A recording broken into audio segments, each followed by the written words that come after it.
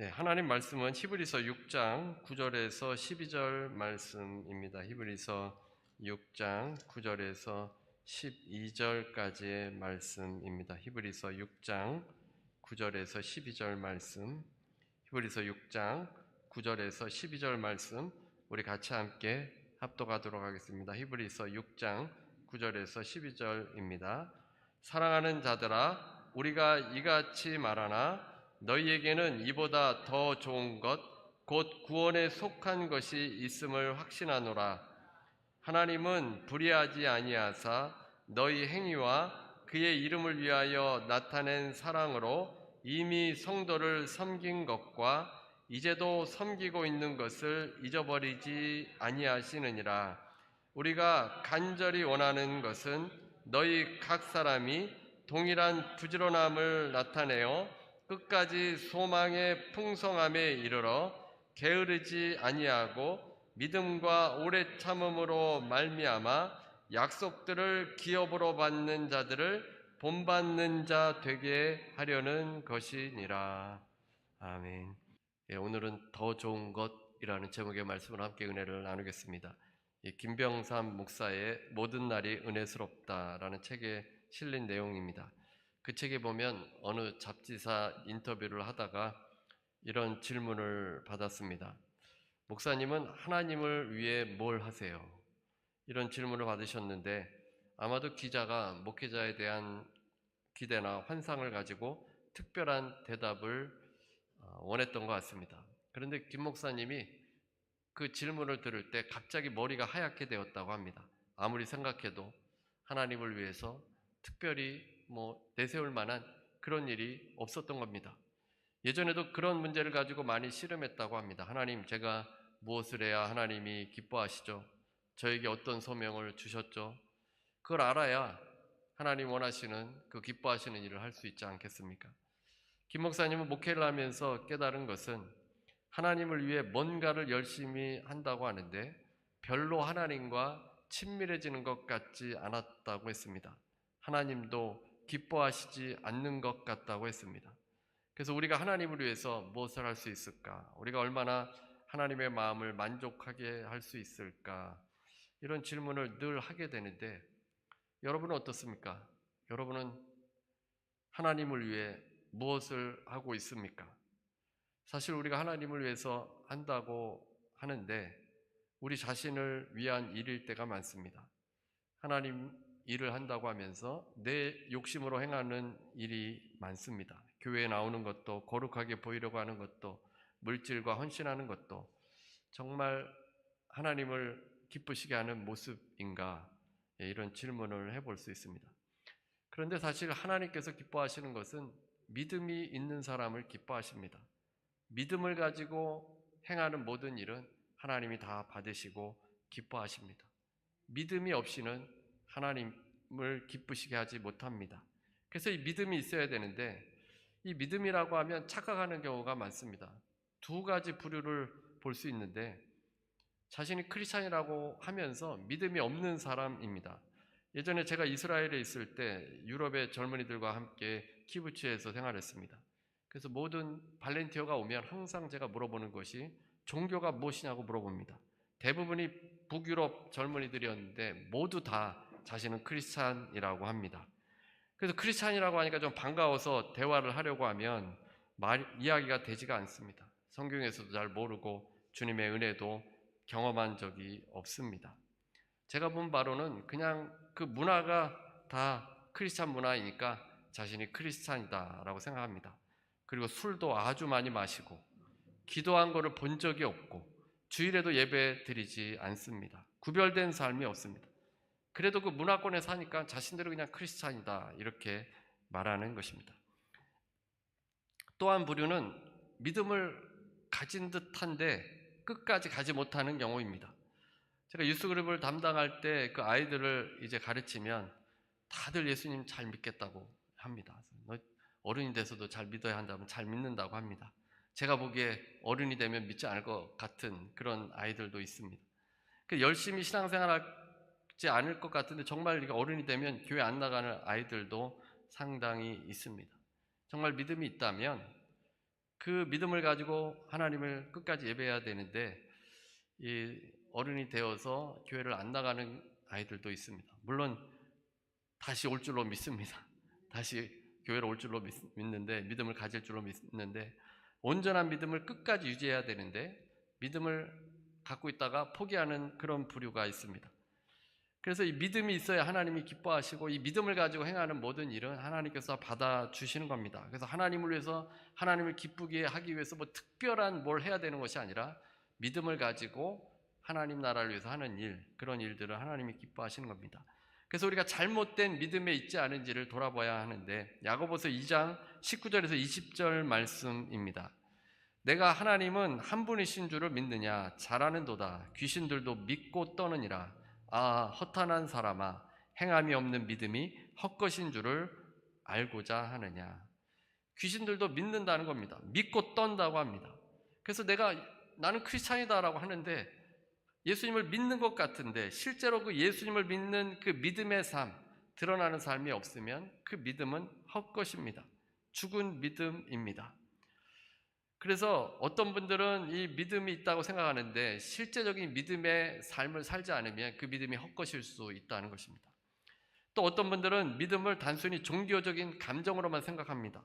우리가 예배 드릴 때 거룩하신 하나님 앞에 나아가는 시간이기 때문에 거룩한 감정이 들 수 있습니다. 영이신 하나님 앞에 나올 때 영혼의 떨림과 같은 것입니다. 그러나 그 감정이 다가 아닙니다. 주님을 믿는 믿음으로 살면서 아무것도 하지 않으면 죽은 믿음입니다. 히브리서에서는 아기 같은 믿음에 정체되었다가 퇴보하고 결국 믿음이 죽게 될 거라고 했습니다. 그래서 우리의 믿음이 어떤지를 항상 생각해야 하는데, 제임스 미치너라는 사람은 꿈이 서서히 줄어들고 꿈을 서서히 포기하는 것이 인생이다라고 했습니다. 젊을 때는 꿈이 많지 않습니까? 무엇이 되겠다 이런 것이 있는데 나이가 들면서 이 꿈이 점점 좌절되고 사라집니다. 거의 포기하며 살아가는 것이 인생이다 이렇게 말했습니다. 근데 신앙도 비슷한 단계를 거칩니다. 처음에 하나님을 경험하면서 열정이 생기고 꿈이 생기고 하나님 나라에 대한 꿈이 있습니다. 더 열심히 봉사하며 헌신하며 그리스도의 그 사랑을 증거하려고 합니다. 그러나 점점 시간이 가면서 꿈도 사라지고 열정도 사라집니다. 영적인 슬럼프에 빠지고 무기력하게 되어집니다. 끝까지 완주하는 것이 중요합니다. 중간에 포기해버리면 출애굽 1세대와 같이 가나안 땅에 들어가지 못합니다. 끝까지 완주해야 상이 있습니다. 끝까지 가야 하나님의 약속을 받을 수 있습니다. 끝까지 가야 가나안 땅에 도달할 수 있습니다. 오늘은 히브리서 6장 9절부터 12절까지 말씀인데, 톰 라이트라는 그 신학자는 한 사람을 소개합니다. 프랜시스 드레이크라는 사람인데, 그는 엘리자베스 1세 때 유명한 영국인 중에 한 사람입니다. 그는 배를 타고 여러 차례 대서양을 건너 세계를 일주했습니다. 세계 여러 지역에서 벌어진 수많은 해전에 참여했습니다. 2차례나 의회 의원이 되었고 1588년에는 잉글랜드를 공격해온 이 스페인 무적 함대에 대항해서 그 무적 함대를 물리쳤습니다. 그는 탁월한 업적들을 많이 이루었는데 그 생애 가운데 놀라운 일을 했던 비밀 중에 하나를 보여주는 단서가 그의 기도문에 있습니다. 톰 라이트가 이 사람을 소개하는 이유는 오늘 함께 읽은 본문 말씀 히브리서 6장의 한복판에서 정확하게 이 사람의 삶이 요약해 주기 때문이라고 했습니다. 이 기도문이 인터넷에서도 많이 알려지기도 했는데 드레이크의 기도문입니다. 제가 좀 읽어드리겠습니다. 오 주 하나님, 주님께서 당신의 종들에게 무엇이든 위대한 일을 매진하게 하실 때 참된 영광을 낳는 것은 출발이 아니라 그 일을 빈틈없이 완수할 때까지 일정하게 지속하는 것임을 우리로 깨닫게 하소서. 자신의 일을 완수하기 위해 우리를 위해 자기 생명을 내려놓으신 우리의 구세주 예수 그리스도의 이름으로 기도합니다. 아멘. 그러니까 이분은 참된 영광을 낳는 것이 출발이 아니라 그 일을 빈틈없이 완수할 때까지 일정하게 지속하는 것임을 깨닫게 해달라는 것입니다. 그러니까 위대한 일을 시작하는 것도 중요한데 끝까지 완성을 하는 것이 중요하다는 것을 깨닫고 이 사람은 자기에게 맡겨진 일을 끝까지 완수하려고 하다가 이렇게 좋은 일들을, 위대한 일들을 많이 했다는 것입니다. 그는 위험한 장거리 해상 여행이나 잉글랜드에 살고 있는 수많은 사람들의 삶을 개선하기 위해서 많은 임무를 맡았는데 끝까지 완수할 때까지 노력해서 이것이 중요하다는 것을 깨닫고 하나님께 이렇게 늘 기도했다는 것입니다. 그래서 많은 일들을 해낼 수 있었습니다. 끝까지 포기하지 말아야 합니다. 포기하면 아무것도 이룰 수 없습니다. 지난주에 신문에 보니까 여러 교회들이 다양한 프로그램들을 광고했습니다. 여러 취미생활에 대한 것들인데 좋은 프로그램들을 제공합니다. 아마도 처음에 흥미를 가지고 시작했다가 중간에 멈추었던 그런 경험들이 있으실 겁니다. 적성에 맞지 않으면 계속할 이유가 없습니다. 또 잘 늘지 않으면 중간에 다른 것으로 바꿀 수도 있습니다. 보통 공통적인 단계를 거치게 되는데 처음에는 열정을 가지고 시작합니다. 새로운 것을 배우기 때문에 약간 흥분되기도 합니다. 하지만 계속 반복되는 난관에 부딪히면서 에너지가 빠져나가기 시작합니다. 그리고 열정도 사라지게 되고 계속 진행하는 것에 대해 기대감도 없어집니다. 몇 주 혹은 몇 달을 지내다가 이제 그만두게 됩니다. 그래서 중간에 그만두면 아무것도 아닙니다. 아무것도 얻을 수 없습니다. 끝까지 인내를 가지고 해야 여러분들이 그 취미생활을 이제 즐길 수 있게 되고 능숙하게 되고 익숙하게 되어지는데 중간에 멈추면 할 수 없게 되어진다는 겁니다. 지난주에는 신앙을 떠나 배교하면 심판이 임할 것을 말씀해 주었고 함께 나누었습니다. 하나님의 은혜를 맛보고 타락한 자들은 다시 새롭게 회개할 수가 없습니다. 하나님의 아들을 다시 십자가에 못 박고 다시 돌아올 수 있는 제사가 더는 존재하지 않습니다. 예수께서는 한 번의 영원한 제사를 드리셨습니다. 주님을 믿는 사람들은 제사를 다시 드릴 필요가 없습니다. 구약 때는 불완전해서 제사를 반복해서 드려야 했지만 예수께서 완전한 대제사장이 되시고 완전한 제물로 한 번에 완전한 제사를 드렸기 때문에 반복될 이유가 없는 겁니다.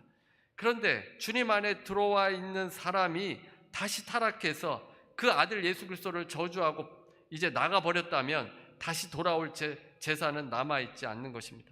물론 잠시 교회를 떠나 있거나 조금 실족해서 돌아올 수 있습니다. 그러나 예수님을 욕되게 하고 이제 배교했다면 돌아올 수 없을 수 있다는 겁니다. 땅이 합당한 채소를 내면 복을 받고 가시와 엉겅퀴를 내면 버림을 당하여 불사름이 되리라 경고의 말씀을 해주었습니다. 그래서 주님 안에 있으면 많은 선한 열매들을 맺고 복을 받게 됩니다. 이제 오늘 본문에서 이 히브리서 기자는 이것에 대해서 확신한다고 했습니다. 히브리서의 말씀을 받는 유대인 크리스찬들이 처음에 예수님을 믿어서 기뻐하며 열심히 신앙생활했는데 시간이 가면서 열정이 식어졌습니다. 점차 유대교로 돌아가기도 했습니다. 가족이나 친구, 지인들이 예수님에 대해서 좋지 않게 이야기를 했고 압박을 주었습니다. 그래서 신앙이 흔들리면서 율법으로 돌아가려고 하는 것입니다. 이에 히브리서 기자가 경고했고 이제는 확신하는 것을, 자신이 확신하는 것을 말씀해 줍니다. 무엇을 확신합니까? 9절 말씀입니다. 9절. 사랑하는 자들아, 우리가 이같이 말하나 너희에게는 이보다 더 좋은 것, 곧 구원에 속한 것이 있음을 확신하노라. 사랑하는 자들아, 친근하게 히브리서를 읽고 있는 독자들을 부르고 있습니다. 너희에게 이보다 더 좋은 것이 있다고 하는 것입니다. 구원에 속한 것입니다. 더 좋은 것, 그것이 있으니 멈추지 말라는 겁니다. 정체되지 말라는 것입니다. 포기하지 말라는 것입니다. 믿음의 초보에만 머물러 있지 말라는 것입니다. 어린아이 같은 신앙을 버리고 성숙해지고 계속 성장하라고 말씀해주고 있습니다. 더 좋은 것이 무엇이겠습니까? 구원을 받은 하나님의 백성이 인내를 가지고 살아갈 때 맺어지는 것들입니다. 더 성숙한 모습이고 성령의 열매들이고 더 좋은 것, 이 땅에서 사라지는 것이 아닌 더 좋은 것을 하나님께서 믿는 자들에게 주신다는 겁니다. 그 다음에 10절입니다. 하나님은 불의하지 아니하사 너희 행위와 그의 이름을 위하여 나타낸 사랑으로 이미 성도를 섬긴 것과 이제도 섬기고 있는 것을 잊어버리지 아니하시느니라. 10절 원문을 보면 왜냐하면 이라는 단어가 앞에 붙어 있습니다. 9절에서 예수님을 믿는 성도들에게 더 좋은 것이 있는 것을 확신했는데 그 이유는 왜냐하면 10절로 이어지는 겁니다. 하나님은 불의하지 아니하사, 히브리서를 읽고 있는 독자들에게 하나님께서는 불의하지 않으시는 분이심을 말씀해 주고 있습니다. 하나님께서는 주의 백성들에게 좋은 것을 주시는 분이신데 불의하다라는 뜻은 공정하지 못한 분이 아니라는 겁니다. 하나님은 공정하게 갚아주시는 분이십니다. 하나님께서는 의로우셔서 공평하게 수고에 대한 보상을 해주시는 분이시라는 겁니다. 우리가 하나님을 믿을 이유가 여기에 있습니다. 하나님 말씀 믿고 수고해야 되는 이유가 여기 있는데 하나님은 의의 하나님, 공평하신 하나님이라서 하나님께서 공정하게 우리에게 갚아주십니다. 사람은 불공정할 수 있습니다. 의롭지 못하게 행동할 수 있습니다. 하지만 하나님은 의로우신 분이시고 실수가 없으신 분이십니다. 그 신실하신 하나님께서 너희 행위와 그의 이름을 위하여 나타낸 사랑으로 이미 성도들을 섬긴 것과 이제도 섬기고 있는 것을 잊어버리지 아니하시느니라. 하나님께서는 잊어버리시지도 않으시는 분이십니다. 아무리 의롭다 하더라도 잊어버리면 아무 소용이 없지 않습니까? 약속한 것을 우리 인간은 잊어버리게 되는데 하나님께서는 잊어버리지 않으십니다.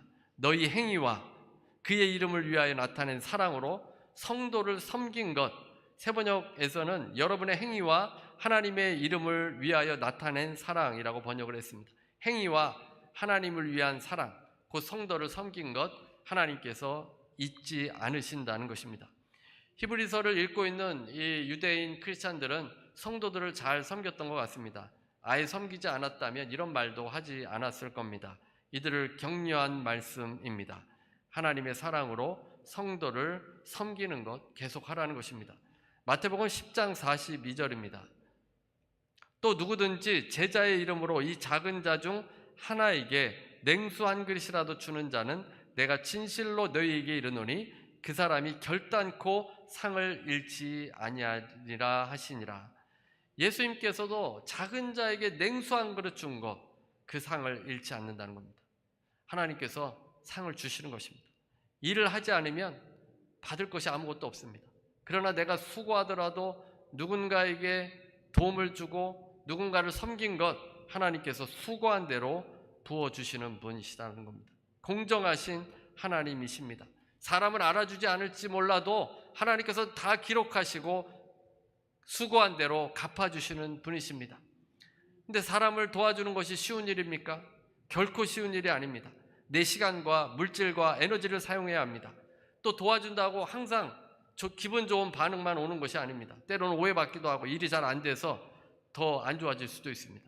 가끔 내가 왜 이렇게 도와줘야 하나라는 질문이 생길 수도 있습니다. 섬긴다는 것이 무엇입니까? 원어로 보게 되면 식사에 시중을 들다, 가족의 필요를 돌보다입니다. 우리가 주일에 여러분들이 준비를 해오셔서 매주 식사를 잘하고 있습니다. 너무 감사한 일입니다. 여러분들의 수고 때문에 우리가 같이 모두 기쁘게 잘 먹고 또 교제를 나눌 수 있습니다. 이것이 바로 섬기는 것입니다. 하나님께서 결코 잊지 않으시고 주님께서 그 수고한 손길에 더 많은 복을 부어주십니다. 때로는 귀찮기도 하고 힘들기도 하지만 성도를 섬긴 것 하나님께서 잊지 않는다고 오늘 본문에 말씀해주고 있습니다. 또한 하나님 나라를 위한 봉사와 헌금과 모든 섬김도 다 포함이 됩니다. 오늘 헵시바 찬양단도 열심히 하나님을 찬양했는데 하나님께서 받으시고 보상해 주시는 분이십니다. 또 여러 부서에서도 수고하시는 분들이 있습니다. 예수님을 믿음으로 말미암아 여러분들이 행하는 모든 것에 하나님께서 상을 주시고 갚아주시는 분이십니다. 그런데 이제 히브리서를 읽고 있는 성도들에게는 핍박도 있었습니다. 현실에서 유대인들에게 있던 사람들이 압박을 해오고 있었습니다. 예수 믿고 신앙생활하는 것이 고난의 길이었습니다. 그런 상태에서 성도를 섬기며 고생하고 있었는데 여러분 잘하고 있습니다. 계속 이 섬기는 일을 하십시오. 이렇게 하는 말이 처음에는 위로가 될 수 있는데 이제 시간이 가면서 효력이 없을 수 있습니다. 왜 내가 계속 이 고통을 당하면서 섬겨야 하나 이런 생각을 할 수 있습니다. 그래서 11절에 또 이렇게 말씀합니다. 11절입니다. 우리가 간절히 원하는 것은 너희 각 사람이 동일한 부지런함을 나타내어 끝까지 소망의 풍성함이 이르러. 우리가 간절히 원하는 것을 말합니다. 그냥 단순히 바라는 것이 아니라 간절히 원합니다. 각 사람이 동일한 부지런함을 나타내어 끝까지 소망의 풍성함에 이르는 것입니다. 믿음의 경주를 끝까지 행해야 합니다. 다른 것은 중간에 멈춰도 됩니다. 여러분이 취미생활 하다가 뭐 그냥 멈출 수 있죠. 얼마든지 다른 거 해도 되고 멈춰도 됩니다. 그러나 중요한 것은 신앙은 끝까지 가야 합니다. 그래야만 여러분의 약속을 받지, 중간에 멈추면 받지 못하게 되어집니다. 유대인 크리스찬들이 부지런히 끝까지 소망의 풍성함에 이르는 것을 말씀해 주고 있습니다. 신앙이 정체되어 있어서 신앙을 떠날 위기에 있는 사람들도 있었는데 멈추지 말라는 것입니다. 끝까지 가야 하나님의 그 약속의 말씀대로 더 좋은 것을 받을 수 있습니다. 12절에서 한 번 더 말씀해 주고 있습니다. 12절입니다. 게으르지 아니하고 믿음과 오래 참음으로 말미암아 약속들을 기업으로 받은 자들을 본받는 자 되게 하려는 것이니라. 게으르지 아니하고 라고 되어 있습니다. 여기서 게으른 것은 무딘 것을 말합니다. 마음이 움직임도 없고 이해력도 없고 병든 동물이 수족이 마비되어서 잘 움직이지 않는 상태가 게으른 상태입니다. 성도들이 좀처럼 움직이지 않고 정체되어서 게을러집니다. 하나님의 일도 하지 않습니다. 영적으로 게을러지게 되면 결국 하나님을 떠날 위기에 처하게 됩니다. 영어 성경 NLT에 보면 게으르지 아니하고를 spiritually dull and indifferent라고 되어 있습니다. 영적으로 우둔하고 무관심한 상태입니다. 그래서 내 옆에 있는 사람이 지금 힘들고 어려워하고 도움이 필요한데도 별 관심이 없습니다. 선행을 하고 내가 예수 그리스도의 그 사랑으로 도와줘야 하는데도 움직이지 않습니다. 그런 상태가 게으른 상태인 것입니다.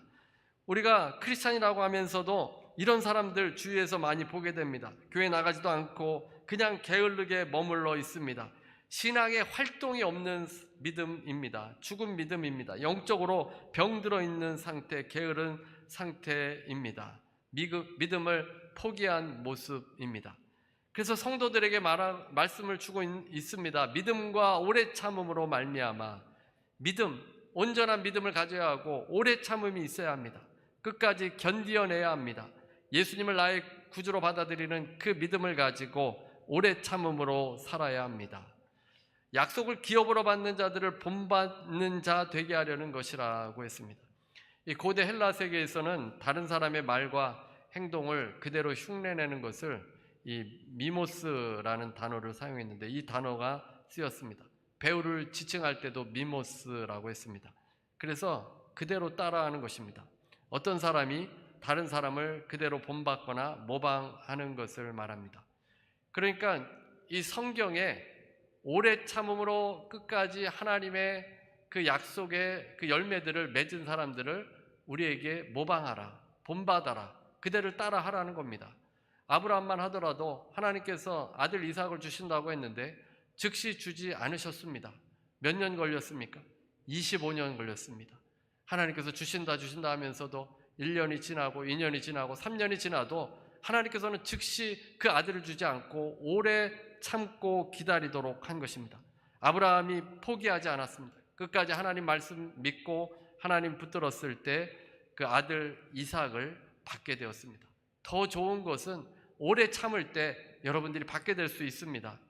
최근에 손흥민 선수가 LA에 오게 되었습니다. LA의 축구 팬들 100여 명이 몰려와서 환영을 해주었는데 이적료는 2,600만 달러로 알려졌습니다. 뭐 어느 정도인지 상상이 되지 않습니다. 손흥민 선수의 명언에 이런 말이 있습니다. 인생에 후불은 없다. 힘들었던 과거와 뒤에서 이루어지는 노력은 겉으로 드러나지 않는다. 지금도 인내하고 또 인내하며 살고 있고 화려함과는 거리가 멀다. 뛰어난 선수가 되기 위해서 나중에 지불하는 것이 아니라 지금 인내하면서 계속 훈련을 거듭하는 겁니다. 우리는 그의 화려한 모습만 보고 타고난 재능이 있다, 뭐 천재적이다, 뭐 이렇게 말하는데 이 손흥민 선수는 그렇지 않은 겁니다. 인내하고 또 인내하며 살고 있고 화려함과는 거리가 멀다는 겁니다. 매일 일상은 훈련하느라 지치고 힘들고 부상당할까 봐 두려워하면서 그 운동을 하고 있는 것입니다. 먼저 지불해야 또 견뎌내야 나중에 그 대가를 받는 것입니다. 세상적으로 인내해도 이렇게 뛰어난 선수가 되고 보상이 주어집니다. 이 선수 한 명이 왔는데 팀의 수준이 달라졌습니다. 손흥민 선수 때문에 엄청 잘하는 그런 팀이 되어졌습니다. 한 선수로 인해서 이렇게 달라졌는데, 만약 어릴 때 아버지가 이 손흥민 선수 훈련시킬 때 스파르타식으로 훈련시켰지 않았습니까? 그때 포기했더라면 이 손흥민 선수, 이 선수는 존재하지 않았을 겁니다. 우리 그리스도인들은 이것과 비교도 할 수 없는 더 좋은 것으로 보상을 받습니다. 게으르지 아니하고 우리에게 더 좋은 것을 주시는 분이 하나님이십니다. 그래서 우리가 오래 참아야 되고, 하나님은 공평하신 하나님, 의의 하나님이십니다. 우리가 믿음의 경주를 끝까지 달려야 합니다. 온전한 믿음, 이 믿음을 가지고 그 약속을 받기 위해서 오래 참으면 그 끝에 우리가 이 세상 떠날 때, 또 주님 다시 오실 때 그 더 좋은 것을 받게 되어집니다. 주님과 함께 믿음과 오래 참음으로 더 좋은 것을 받는 여러분 모두가 되시기를 주님의 이름으로 축원합니다. 우리 찬송가 384장 찬송 부르시고 우리 믿음의 경주를 끝까지 갈 수 있도록 또 기도하도록 하겠습니다. 우리 384장 우리 함께 찬송 드리겠습니다. 은혜로우신 하나님, 감사합니다. 오늘 말씀을 통해서 우리가 믿음과 아버지 오래 참음으로 살도록 인도하여 주시고, 우리에게 더 좋은 것을 주시는 그 주님, 그 상을 바라보며 하나님 이 땅에서 믿음의 경주를 멈추지 않도록 주님 은혜를 더해 주옵소서. 아버지, 세상 문화가 너무나도 악해서 하나님 우리의 마음을 미혹하고 아버지 하나님이 없다는 아버지 그런 문화 가운데 아버지 온전히 믿음을 지켜낼 수 있게 하여 주시고, 우리가 주님 만날 때 아버지 모두가 낙오되는 사람 한 사람도 없이 다 상을 받는 귀한 인생들 살 수 있도록 인도해 주옵소서. 사랑의 하나님, 아픈 지체들 위해서 기도합니다. 아버지께서 고쳐주시고 회복시켜 주옵소서. 예수 이름으로 명하노니 병만은 떠나갈지어다, 심장은 강건하게 될지어다, 눈과 팔과 다리는 예수 이름으로 명하노니 회복될지어다, 고혈압, 당뇨는 예수 이름으로 명하노니 떠나갈지어다. 아버지 강건하여져서 하나님께서 원하시는, 주님께서 기뻐하시는 성도를 섬기는 일에 열심을 다할 수 있도록, 선한 일을 행하는 일에 부족함이 없도록 주님께서 건강도 책임져 주시고 인도하여 주시옵소서. 지금은 우리 주 예수 그리스도의 무한하신 은혜와 아버지 하나님의 극진하신 사랑과 보혜사 성령님의 교통하시고 내주하시고 충만케 하심이 오늘 함께 예배드리는 모든 성도들 위해, 개인 가정 일터 위에 믿음과 오래 참음으로 더 좋은 것을 바라며 믿음의 경주를 달려가는 모든 성도들 위해 지금부터 영원토록 함께 있을지어다.